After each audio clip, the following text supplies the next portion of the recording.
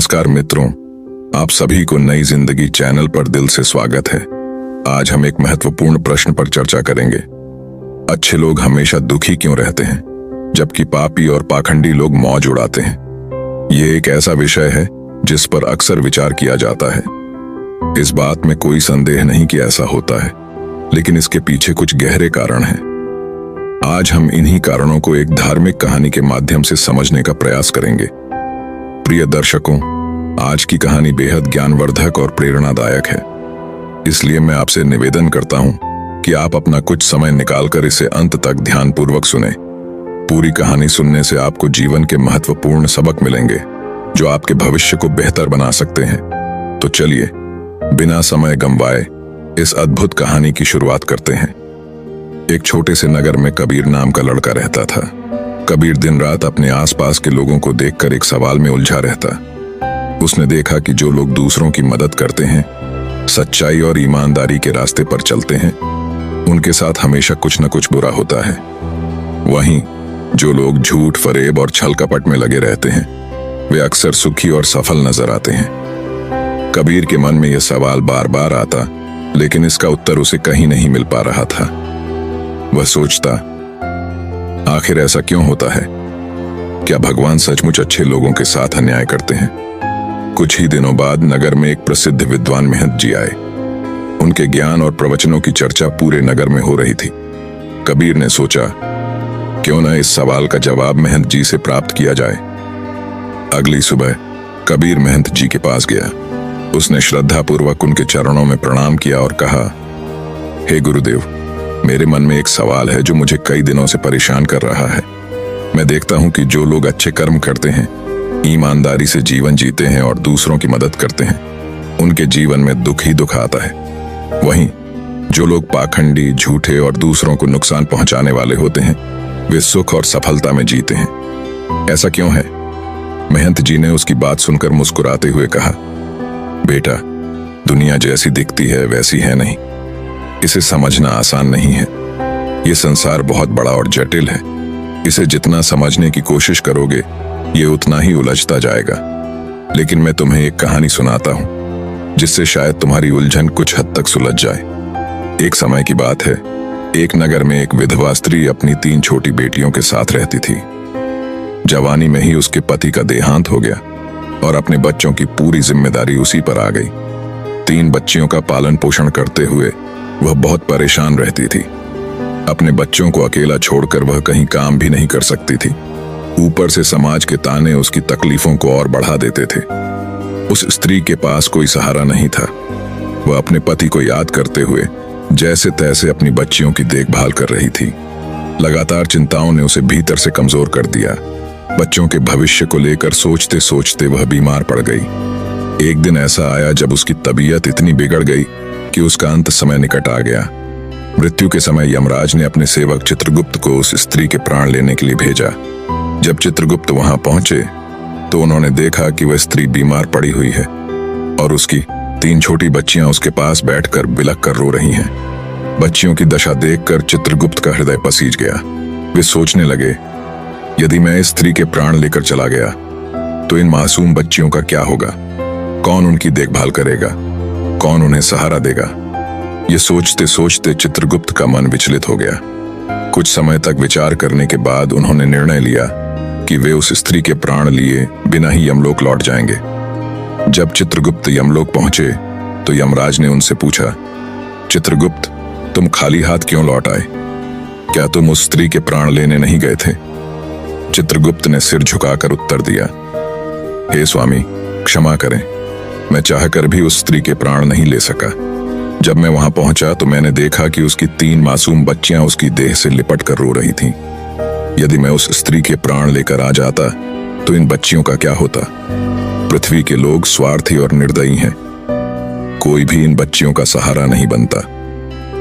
चित्रगुप्त ने अपनी बात जारी रखते हुए कहा, हे यमराज, मेरी आपसे प्रार्थना है कि उस विधवा स्त्री को कुछ समय के लिए जीवन दान दें, ताकि वह अपनी बच्चियों का पालन पोषण कर सके और उन्हें आत्मनिर्भर बना सके।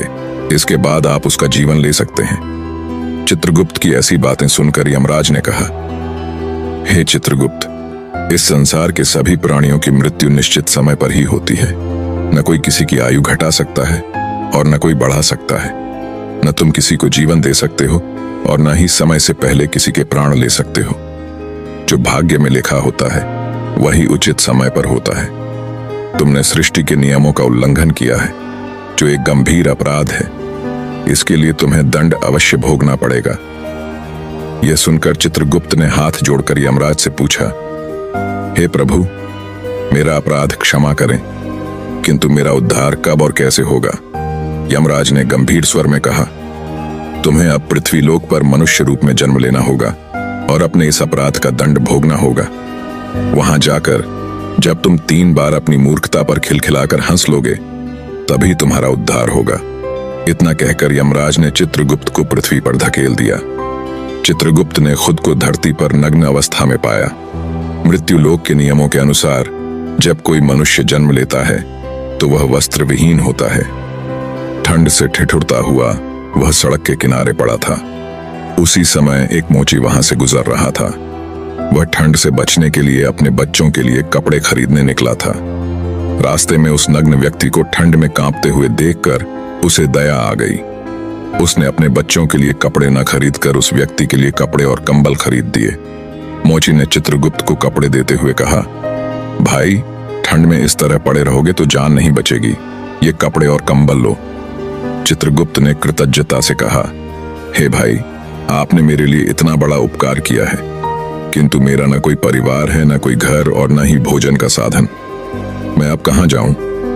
मोची ने कहा, भाई, यदि ऐसा है तो मेरे साथ चलो, मैं तुम्हें भोजन और काम दिलाने की व्यवस्था कर दूंगा। मोची चित्रगुप्त को अपने साथ घर ले गया, लेकिन जैसे ही मोची घर पहुंचा, उसकी पत्नी ने देखा कि वह बच्चों के लिए कपड़े लाने गया था, पर कपड़े तो लाया नहीं, उल्टा एक अनजान व्यक्ति को घर ले आया। यह देखकर उसकी पत्नी आग बबूला हो गई। गुस्से से भरी पत्नी चिल्लाते हुए बोली, तुम बच्चों के कपड़े लेने गए थे और लाए क्या? एक अजनबी आदमी। तुम्हें परिवार की चिंता है भी या नहीं? हम खुद जैसे तैसे गुजारा कर रहे हैं और अब तुम इसे भी घर ले आए। पत्नी की यह बातें सुनकर घर का माहौल गर्म हो गया। वह मोची के साथ लड़ने झगड़ने लगी और उसे भला बुरा कहने लगी। यह देखकर वह चित्रगुप्त बहुत जोर जोर से हंस पड़ा। चित्रगुप्त को हंसता हुआ देखकर मोची ने हैरानी से पूछा, भाई, तुम हंस क्यों रहे हो? ऐसा क्या देख लिया तुमने? चित्रगुप्त ने मुस्कुराते हुए कहा, भाई, मेरी हंसी का रहस्य मैं अभी नहीं बता सकता, समय आने पर सब कुछ बता दूंगा। इसके बाद चित्रगुप्त मोची के घर पर रहने लगा और उसने मोची का सारा काम सीख लिया। वह सुंदर जूते बनाने लगा। धीरे धीरे मोची के जूते पूरे राज्य में प्रसिद्ध हो गए। बड़े बड़े राजा महाराजा भी उसके जूते खरीदने आने लगे। मोची का भाग्य ऐसा चमका कि उसके घर में धन की कोई कमी नहीं रही। एक दिन राजा का एक सिपाही कीमती चमड़ा लेकर मोची के पास आया और बोला, सुनो मोची, हमारे महाराज इसी चमड़े से बने जूते पहनना चाहते हैं। ये चमड़ा बहुत अनमोल है, ध्यान रहे कि इससे बेहतरीन जूते बनाओ, यह खराब नहीं होना चाहिए। सैनिक चमड़ा देकर चला गया। मोची ने चित्रगुप्त को समझाया, देखो, ये महाराज के जूते हैं, इसमें कोई गलती मत करना, इस चमड़े से जूते ही बनाना। अगर चप्पल बना दी तो राजा बहुत नाराज हो जाएंगे और हमें कठोर सजा मिलेगी। मोची के बार बार समझाने के बावजूद चित्रगुप्त ने जानबूझकर उस चमड़े की चप्पल बना दी। जब मोची ने चप्पल देखी तो उसकी सांसें फूलने लगीं। वह चित्रगुप्त पर चिल्लाया, तूने क्या कर दिया? मैंने तुझसे बार बार कहा था कि जूते बनाने हैं, लेकिन तूने चप्पल बना दी। अब राजा हमें नहीं छोड़ेगा, हमारा पूरा परिवार मारा जाएगा। मोची का गुस्सा देखकर चित्रगुप्त खिलखिलाकर हंसने लगा। यह देखकर मोची गुस्से से बोला, अरे मूर्ख आदमी, सारा काम बिगाड़कर अब हंस रहा है। चित्रगुप्त ने शांत स्वर में कहा, देखो, राजा का सिपाही जूते लेने आ रहा है। यह सुनते ही मोची के होश उड़ गए। उसने डरते डरते देखा कि सैनिक पास आ रहा था। मोची के हाथ पैर कांपने लगे। जैसे ही सैनिक पास आया, उसने कहा, हे मोची, कल मैं जो चमड़ा देकर गया था उससे जूते मत बनाना। महाराज का देहांत हो गया है। यहाँ की परंपरा है कि अंतिम क्रिया में मरने वाले को चमड़े की चप्पल पहनाई जाती है, इसलिए चप्पल बना देना। सैनिक की यह बात सुनकर मोची को ऐसा लगा जैसे मरे हुए शरीर में प्राण लौट आए हों। उसके हाथ से डंडा छूटकर जमीन पर गिर पड़ा। उसने चित्रगुप्त के पैर पकड़ लिए और माफी मांगते हुए कहा, भाई, तुमने मेरी जान बचा ली, मुझे माफ कर दो। चित्रगुप्त मोची की इस हरकत को देखकर जोर जोर से हंस रहा था। मोची ने पूछा, हे भाई, अब तुम क्यों हंस रहे हो? चित्रगुप्त मुस्कुराते हुए बोले, मोची भाई, समय आने पर मैं तुम्हें अपनी हंसी का कारण अवश्य बताऊंगा। अगले दिन मोची की दुकान पर 3 नौजवान लड़कियां एक बुढ़िया के साथ आईं। वे तीनों लड़कियां अपनी शादी के लिए जूते का नाप देने आई थीं। चित्रगुप्त ने लड़कियों को देखते ही पहचान लिया। उन्होंने मन ही मन सोचा, यह वही लड़कियां हैं जिनकी मां के प्राण मैंने उस समय नहीं लिए थे। उसी कारण मैं यहां सजा भोग रहा हूं। लेकिन ये तो अब जवान हो चुकी हैं और सुंदर भी हैं, किसी अच्छे घराने से लग रही हैं। तभी चित्रगुप्त ने बुढ़िया से पूछा, हे माता, ये तीनों कन्याएं कौन हैं? बुढ़िया बोली, बेटा, इनकी मां बचपन में ही चल बसी थी। इनके पास कोई सहारा नहीं था तो मैंने इन्हें अपने पास रख लिया। मेरे पास करोड़ों की दौलत है, लेकिन दुर्भाग्य से मेरा कोई अपना नहीं है। इसलिए मैंने इन्हें पढ़ाया लिखाया और अब इनकी शादी ऊंचे घरानों में करने जा रही हूं। यह सुनकर चित्रगुप्त सोचने लगे, परमात्मा जो करता है अच्छा ही करता है। यदि उस समय इनकी मां नहीं मरी होती तो ये तीनों गरीबी और भूखमरी में अपना जीवन बिताती। लेकिन आज ये बुढ़िया इन्हें करोड़पति बना चुकी है और इनकी शादी भी बड़े घरों में होने जा रही है। सच में भगवान की योजना मनुष्य से कहीं बेहतर होती है। यह सोचकर चित्रगुप्त अपनी तीसरी मूर्खता पर जोर जोर से हंसने लगे। मोची ने पूछा, हे भाई, अब तुम किस लिए हंस रहे हो? कृपया अपनी हंसी का रहस्य बताओ। चित्रगुप्त ने कहा, हे भाई, मैं तुम्हें अपनी हंसी का कारण बताता हूं। मैं चित्रगुप्त हूं। जब ये तीनों लड़कियां छोटी थीं तो इनकी मां की मृत्यु निकट आ गई थी। लेकिन इन मासूम बच्चियों पर दया कर मैंने उनकी मां के प्राण नहीं लिए। इसी कारण यमराज ने मुझे श्राप देकर धरती पर भेज दिया। मैं निर्वस्त्र सड़क किनारे पड़ा था, तब तुमने मुझे अपने घर बुलाया। घर पहुंचने पर तुम्हारी पत्नी ने तुम्हें खूब डांटा। वह इस बात पर नाराज थी कि तुमने अपने बच्चों के कपड़ों के पैसों से मेरे लिए कंबल और कपड़े खरीद दिए। तब मैंने पहली बार तुम्हारी पत्नी की मूर्खता पर हंसी की थी। वह उन पैसों के खोने पर दुखी हो रही थी, लेकिन उसे यह समझ नहीं आया कि हमारी मदद से तुम्हारे घर की किस्मत बदलने वाली है। दूसरी बार मुझे हंसी तुम्हारी मूर्खता को देखकर आई, जब तुम मुझे राजा के लिए जूतों की जगह चप्पल बनाने के लिए डांट रहे थे। तुम केवल राजा के जूतों की चिंता कर रहे थे, लेकिन तुम्हें यह पता नहीं था कि राजा के साथ क्या घटना घट गई थी। पूरे नगर को पता चल गया था कि राजा की मृत्यु हो चुकी है, लेकिन तुम्हारा ध्यान केवल राजा के जूतों पर था। बस हम वही देखकर हंस पड़े जो हमारे सामने होता है, पर हम उन घटनाओं को नहीं देख पाते जो भविष्य में होने वाली होती हैं। परमात्मा कई बार हमारे साथ ऐसी घटनाएं करते हैं जो पहली नजर में बुरी लगती हैं, परंतु उनका परिणाम हमारे लिए अच्छा होता है। मनुष्य को बुरा देखकर अक्सर परमात्मा को दोष देना स्वाभाविक लगता है, लेकिन हम उस अच्छाई को नहीं देख पाते जो भविष्य में हमारे साथ होने वाली होती है। कई बार हमारे साथ अच्छा होता है, लेकिन भविष्य में उसका बुरा परिणाम भी हो सकता है। हर घटना के साथ अच्छा और बुरा दोनों परिणाम जुड़े होते हैं। हमें हर परिस्थिति को समय की होनी मानकर स्वीकार करना चाहिए। ईश्वर जो भी करते हैं उसके पीछे उनकी भलाई की योजना छिपी होती है। प्रिय दर्शकों, अब हम आपको बताते हैं कि अच्छे लोग अक्सर दुखी क्यों रहते हैं। दोस्तों, अच्छे लोगों के साथ बुरा इसीलिए होता है क्योंकि उनके जीवन में बाद में कुछ बड़ा और अच्छा होने वाला होता है। वही जब मनुष्य के साथ बुरा होता है तो वह ईश्वर की शरण में जाता है, ईश्वर का नाम स्मरण करता है, जिससे उसके सारे पाप और दोष मिटने लगते हैं। ईश्वर की भक्ति ही मोक्ष का सच्चा मार्ग है और केवल अच्छे लोगों को ही बार बार ईश्वर की भक्ति का अवसर मिलता है। मित्रों, इस कहानी से हमें यह शिक्षा मिलती है कि ईश्वर की कोई भी योजनाएं सदैव हमारी भलाई के लिए होती हैं, भले ही वे पहली दृष्टि में बुरी लगे।